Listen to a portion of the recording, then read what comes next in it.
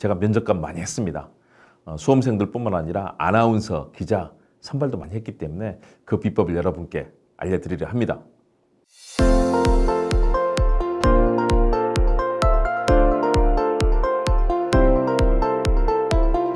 면접 때 자신 있게 말하기 7가지 비법. 이것만 익히면 취업 성공. 면접관에게 당황하지 말고 최고의 스피치로 만점 받는 비법. 안녕하세요. 시사 도민고 김홍국 교수의 스피치 횡단 열차 힘차게 출발합니다.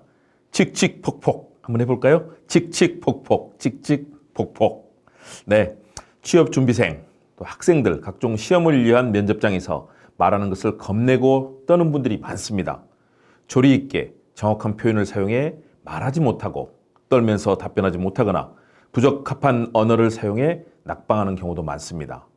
많은 분들이 저에게 면접관에게 어떻게 점수를 따면서 말해야 하는지, 상대의 마음을 사는 좋은 화법을 구사하는지 그런 방법을 문의합니다. 제가 면접관 많이 했습니다. 수험생들뿐만 아니라 아나운서, 기자 선발도 많이 했기 때문에 그 비법을 여러분께 알려드리려 합니다.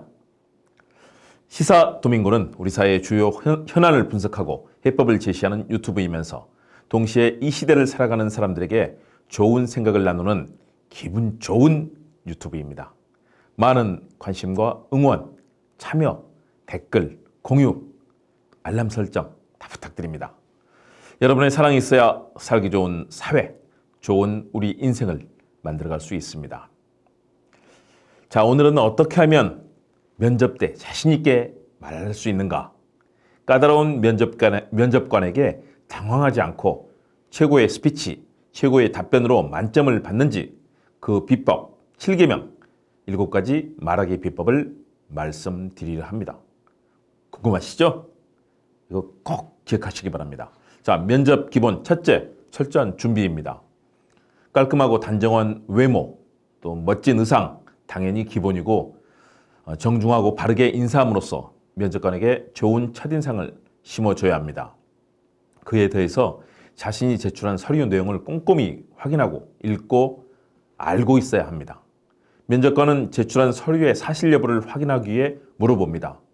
응시자가 과연 그 말에 적합한 사람인지, 이 직종에 맞는 사람인지를 파악하기 위해서 까다롭게 시험해 봅니다. 막 질문 던지죠. 자신이 제출한 서류를 꼼꼼하게 확인하면서 관련 지식을 파악하고 면접에 대비해야 합니다.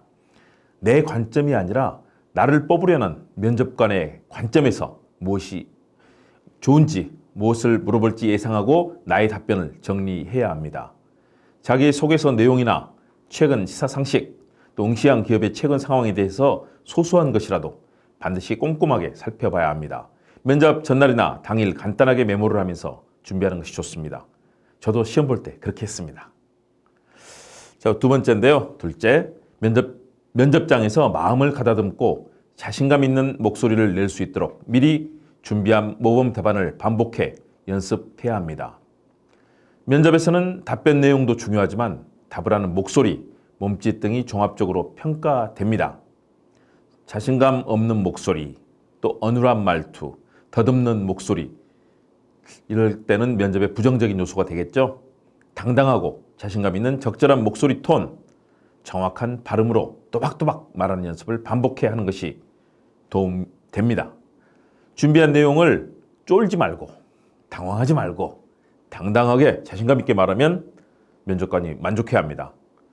어차피 떨어지면 다시 하면 되니까요. 또 더 좋은 곳에 가면 되죠. 그러니까 자신감 있게 당당하게 하시기 바랍니다. 세 번째는 정확한 발음으로 자신감 있고 당당하게 답변을 제시해야 합니다. 회사 입장에서는 답변하는 응시자의 발음이 부정확하거나 자신감 없이 말꼬리를 흐리면 그 사람에게 일을 맡기는 것이 부담스럽고 선발하는 것을 꺼리게 됩니다. 가능한 자음과 모음의 특성을 이해해야 합니다. 발음할 때 모음이 중요하고요. 여기에 붙는 자음도 중요합니다. 그래서 발음을 자신감 넘치게 명확하게 말해야 합니다. 훈련이 필요합니다. 소극적인 모습보다 적극적인 모습으로 어필하는 것도 중요합니다. 입시 면접장에서는 조직과 얼마나 잘 화합하는지, 함께할 사람에 대해서 다부지게 그 자신의 포부를 이야기하는 것이 좋습니다. 말을 틀리거나 더듬지 않도록 말하기 훈련을 반복하는 것이 매우 중요합니다. 네 번째입니다. 자신의 생각을 조리 있게 말하며 가능한 주제 문장을 앞에 말하는 두괄식형 그런 답변을 주로 활용하는 것이 좋습니다. 맨 앞에 모든 문장의 기본을 두는 거죠. 기사 쓸 때도 그렇게 써야 됩니다. 면접은 주어진 시간 동안 자신의 생각을 조리 있게 표현하는 것입니다. 따라서 먼저 결론을 말하고 뒤이어 근거 문장을 말하는 것이 면접관의 호감을 살 수 있습니다. 면접 준비를 할 때면 문장을 제일 먼저 어떻게 말할지 생각하고 그 주제 문장을 중심으로 이후 뒷받침하는 문장을 이어나가도록 연습하면 큰 도움이 됩니다. 피라미드식이라고 하죠. 앞에 확실하게 주제를 던지고 거기에 근거 설명을 하는 것이죠. 굉장히 방송에서 유용합니다. 면접 때도 필요합니다. 다섯째, 타인 앞에서 연습해보고 평가를 받는 것이 좋습니다. 혼자 연습하는 것 또는 모의 면접관이 있는 모의 면접을 해보는 것 차이가 엄청납니다. 혼자 할 때는 잘 되던 것도 누군가 앞에서 하면 잘 되지 않을 수 있습니다. 그런 연습, 실제 연습이 필요합니다.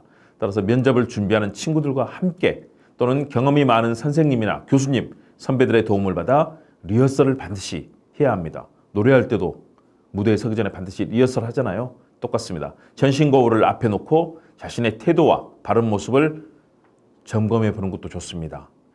이때 받은 피드백을 잘 활용해서 실제 면접에 적용하면 통과 가능성이 훨씬 커지겠죠.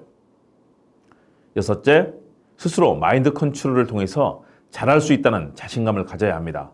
아무리 준비가 잘 돼 있어도 면접 당일 주눅이 든다면 좋지 않은 결과로 이어질 수 있습니다. 나쁜 소식을 들으면 아무래도 역시 말하는 게 위축되죠.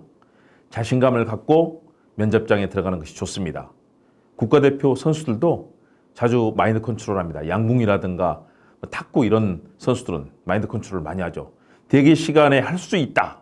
이런 자기 체면을 거는 것도 좋습니다. 할 수 있다. I can do it. 이런 생각을 하는 것 중요하죠. 말로 해도 좋습니다. 저는 대기 시간에 콧노래로 좋아하는 그 노래를 부르기도 합니다. 또 시와 문학의 구절을 언급하면서 면접관들의 호의적인 반응을 얻었던 경험이 있습니다. 여유가 있어야 됩니다. 마지막 7번째입니다. 역시 죄송하지만 공부해야 됩니다. 가능한 자신이 좋아하는 분야의 책과 관련된 영상을 많이 보고 읽어야 합니다. 우리 머릿속에 얼마나 많은 정보와 지식이 있냐에 따라서 면접장에서 입으로 내놓을 수 있는 그런 표현들이 무궁무진해집니다. 면접 때 갑자기 요즘 시사라든가 철학적인 질문을 받았을 때 자신이 가진 정보나 지식이 적으면 대답하지 못할 가능성이 높습니다.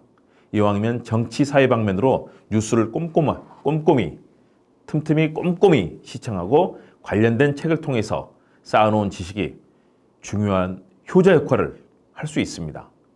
공자맹자의 말씀도 좋고요. 플라톤, 아리스토텔레스, 또 니체, 링컨 대통령, 아담 스미스, 아인슈타인 이런 유명 인사들의 인생과 명언을 언급하면 좋은 평가를 받을 수 있겠죠. 그런 여러분의 재치 있는 행동이 필요합니다. 그리고 평상시 실력을 쌓는 노력도 필요합니다. 시사 도밍고 김은국 교수의 스피치 횡단 열차. 오늘은 면접장에서 말을 잘하는 방법, 스피치 잘하는 열차 운행을 해보았습니다. 열차 운행이 벌써 끝났네요. 차장이 땡땡 하고 있습니다. 여러분 면접장에서 떨지 말고 자신감 있게 당당하게 나를 표출하십시오. 그러면 성공할 수 있습니다.